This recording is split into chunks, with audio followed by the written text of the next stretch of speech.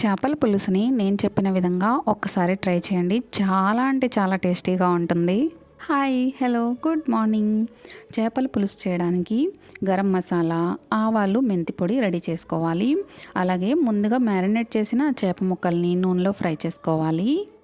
పులుసు ప్రిపేర్ చేసుకోవడానికి కడాయి, ప్యాన్ ఎందులో అయినా నూనె వేడి చేసి అందులో ఆవాలు, జీలకర్ర, ఉల్లిపాయ పేస్ట్, అల్లం వెల్లుల్లి పేస్ట్, పసుపు, ఉప్పు, కారం వేసి ఇంగ్రీడియంట్స్ అన్నీ కలర్ చేంజ్ అయ్యే వరకు కలుపుకుంటూ ఫ్రై చేసుకోవాలి. ఇందులోనే సన్నగా కట్ చేసిన టొమాటో ముక్కల్ని వేసి మిక్స్ చేసేసి మూత పెట్టి టమోటాల్ని ఉడికించాలి. తర్వాత చింతపండు రసం వేసి మిక్స్ చేసి మూత పెట్టి ఆయిల్ పైకి తేలే వరకు ఉడికించుకోవాలి. ఇప్పుడు ఇందులోనే పులుసుకి సరిపడినంత వాటర్ని యాడ్ చేసుకొని మిక్స్ చేసేసి ఉప్పు, కారం టేస్ట్ చూసుకొని అవసరం అనిపిస్తే యాడ్ చేసుకొని మూత పెట్టేసి పులుసుని బాగా మరిగించాలి.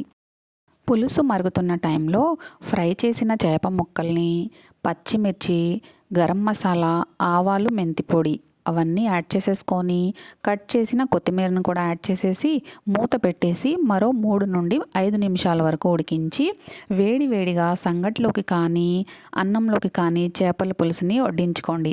టేస్ట్ సూపర్ ఉంటుంది. Thank you so much for watching. Take care. Tata, bye. చూస్తున్నారు కదా, కర్రీ చాలా అంటే చాలా బాగుంటుంది. తప్పకుండా ట్రై చేయండి. వీడియో నచ్చితే వీడియోని లైక్ చేయండి. ఛానల్ని కొత్తగా చూస్తున్నట్లయితే సబ్స్క్రైబ్ చేసుకోండి.